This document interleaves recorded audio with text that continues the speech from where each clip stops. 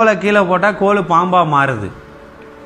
அதே போல் இன்றைக்கும் தேவன் நம்மை அழைத்திருக்கிறார், அநேகரை ஊழியத்துக்கு அழைத்திருக்கிறார். என்ன, எதற்காக அழைத்திருக்கிறார்? நமக்கு அடையாளம் கொடுத்து வச்சிருக்கார். என்ன அடையாளம்? நீங்கள் போய் ஆண்டவராய் இயேசு கிறிஸ்துவை பற்றி சொல்லி எகிப்தின் பாவ அடிமைத்தனத்தில் இருக்கிற ஜனங்களை மீட்டெடுக்க,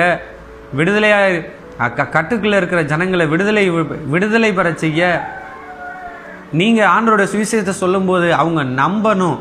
அப்படின்னா உங்களுக்கு ஆண்டவர் ஒரு அடையாளத்தை கொடுத்து வச்சிருக்கிறாரு. அது என்னன்னு கேட்டிங்கன்னா, எனக்கு அன்பார்களே, ஆவியின் வரங்களை கொடுத்து வைத்திருக்கிறார்.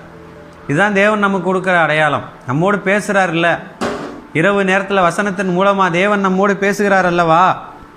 அன்புக்குரியவர்களே, இதுதான் அடையாளம். நீங்கள் போய் ஒருத்தருக்காக ஜெபிக்கும் பொழுது, தள்ள கை வச்சு ஜெபிக்கும் போதோ, அல்லது அவங்க பிரச்சனைகளை கேட்டு நம்ம அவங்களுக்காக ஜெபிக்கும் போதோ, ஆண்டவர் அவர்களை குறித்து வெளிப்படுத்துவார்.